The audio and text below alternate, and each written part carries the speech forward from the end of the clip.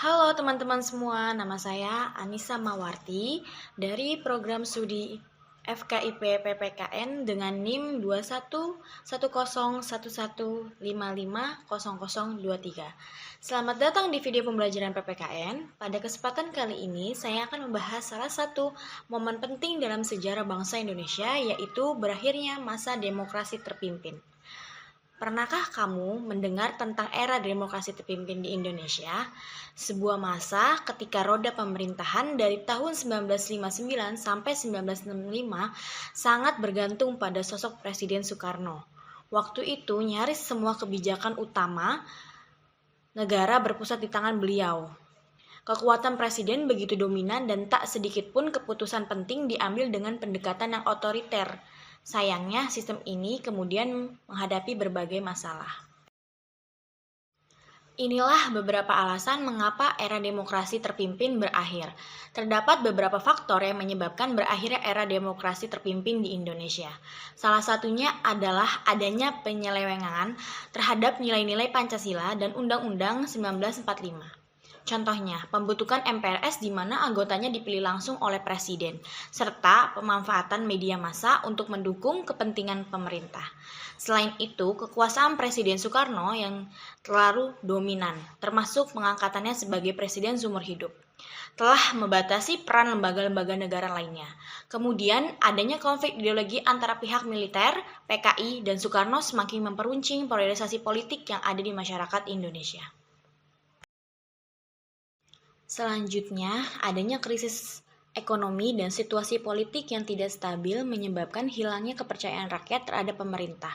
Ketidakstabilan ini juga disebabkan oleh pergantian kabinet yang terlalu sering, sehingga menghambat jalannya program-program pemerintah. Adanya peristiwa gerakan 30 September 1965 atau disebut sebagai G30 SPKI, pemberontakan yang dilakukan oleh PKI menjadi puncak dari segala krisis politik dan keamanan yang ada. Hal ini mengakibatkan penurunan legitimasi pemerintahan Soekarno dan mempercepat berakhirnya masa demokrasi terpimpin. Akhirnya terbitlah Surat Perintah 11 Maret atau Supersemas.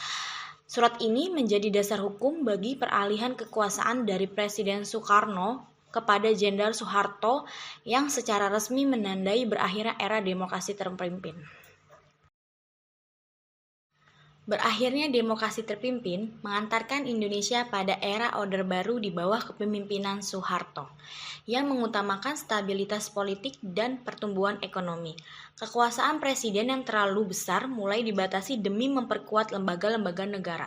Pasca 30 SPKI terjadi pembersihan besar-besaran terhadap PKI dan para pendukungnya, mengubah lanskap politik dan sosial. Orde Baru mendorong stabilitas politik dan ekonomi, namun dengan mengorbankan kebebasan politik dan pers, yang menimbulkan permasalahan terkait HAM dan demokrasi. Indonesia berupaya kembali pada prinsip-prinsip demokrasi konstitusional meskipun masih menghadapi berbagai tantangan. Dengan demikian, berakhirnya masa demokrasi terpimpin merupakan sebuah titik balik penting dalam sejarah Indonesia, membawa perubahan signifikan pada sistem politik, ekonomi, dan kehidupan sosial bangsa. Nah, teman-teman, itulah pembahasan kita tentang faktor-faktor yang menyebabkan berakhirnya masa demokrasi terpimpin dan bagaimana peristiwa tersebut mempengaruhi perjalanan bangsa Indonesia.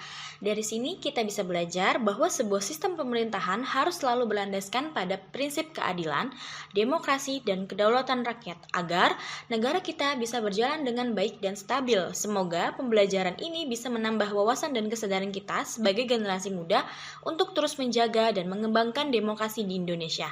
Terima kasih sudah menyimak. Sampai jumpa di video pembelajaran berikutnya. Tetap semangat belajar dan terus cintai tanah air kita, Indonesia.